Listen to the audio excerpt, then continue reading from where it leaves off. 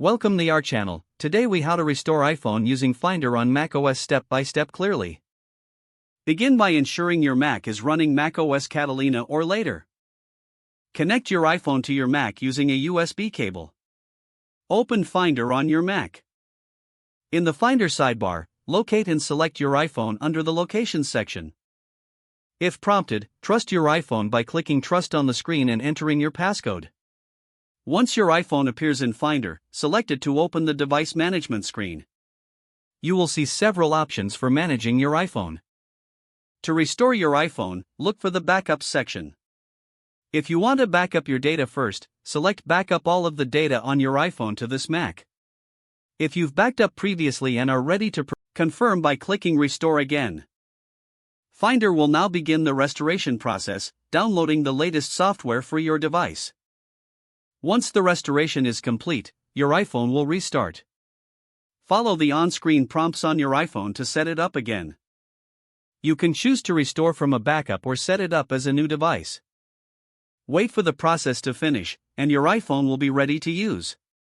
If the page does not load, refresh the browser or try again in a private or incognito window. Make sure you are using the correct email address, then retype it carefully to avoid small typos.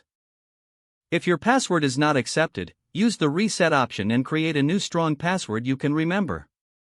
Check your spam folder for verification or security emails, then complete any requested confirmation steps. Enable two-factor authentication if available to improve account security and reduce unauthorized access risk. After signing in, review your profile details so your contact information and settings are accurate and current. If you see an error message, note it down and try again after restarting your device and internet connection. Log out when you finish, especially on shared devices, to keep your account and payment information secure. If the page does not load, refresh the browser or try again in a private or incognito window. Make sure you are using the correct email address, then retype it carefully to avoid small typos. If your password is not accepted, use the reset option and create a new strong password you can remember. Check your spam folder for verification or security emails, then complete any requested confirmation steps.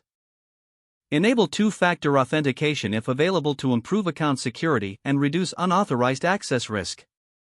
Don't forget to like this video and subscribe to our channel for more step-by-step tech guides.